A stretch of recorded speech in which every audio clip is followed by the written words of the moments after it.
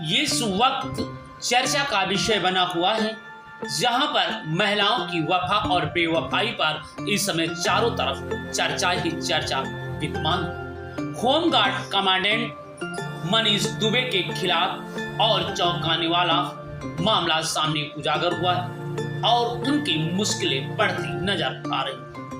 वैसे बात किया जाए तो महिला पीसीएस अधिकारी के साथ करीबी रिश्ते व उसके पति को जान से मारने की साजिश रचने की गंभीर आरोप में दोषी पाए गए होमगार्ड कमांडेंट मनीष दुबे की मुश्किलें और धीरे धीरे बढ़ती नजर आ रही हैं। वैसे बात किया जाए तो मनीष दुबे की मुश्किल निलंबन और विभागीय जांच के बाद खत्म नहीं हुई। मुख्यालय के अंदर खाते उनके खिलाफ गेस्ट हाउस का दुरुपयोग करने की भी जांच शुरू कर दी गई। गेस्ट हाउस के बारे में कई बार रुके थे मनीष दुबे। महोबा में तैनात commandant Manish Dubey guest house में अपनी करीबी के साथ एक बार आकर रुके थे।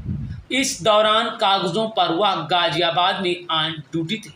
मुख्यालय उनकी जांच करवा रहा है और गेस्ट हाउस में वह किसके साथ किस मकसद से रुके थे। मंगलवार को मुख्यालय में उनके निलंबन व विभागीय कार्रवाई की सिफारिश शासन से की है।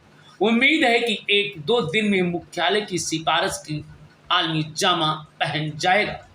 वैसे बात किया जाए तो ज्योति वर्मा के पति ने गंभीर आरोप लगाए। पीसीएस महिला अधिकारी के पति ने बीते दिन आरोप लगाया था कि कमांडेंट उनकी पत्नी के साथ करीबी रिश्ते बनाए और दोनों मिलकर उन्हें जान से मारने की साजिश रच रहे हैं। इन्हीं आरोप को लेकर मुख्यालय ने कमांडेंट के खिलाफ प्रारंभिक जांच शुरू कर दिया है।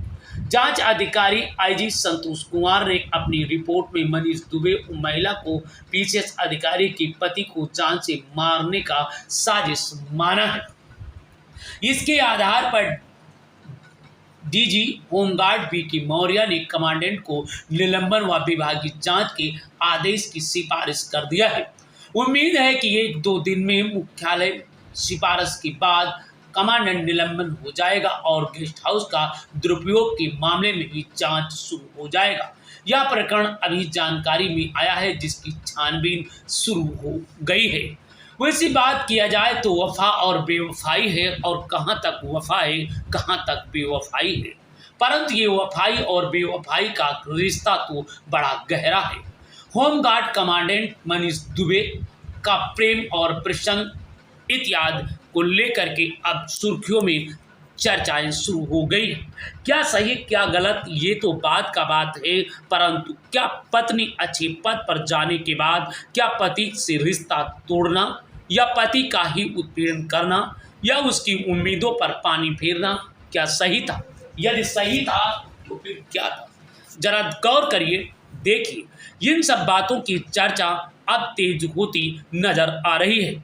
हमारे संवाददाता ने जानकारी देते हुए बताया कि वफा हो या बेवफा, जब कोई दूसरे के साथ संबंध या उसे धोखा देता है तो उसे बेवफा कहलाते हैं। मगर पति और पत्नी का रिश्ता पवित्र होता है, परंतु देखिए, पद और प्रतिष्ठा पाने के बाद बेवफा पत्नी ने अपने ही पति का सहारा होता है, परंतु आप सहारा नहीं बेसहारा कर दिया, तभी तो बेवफा कही।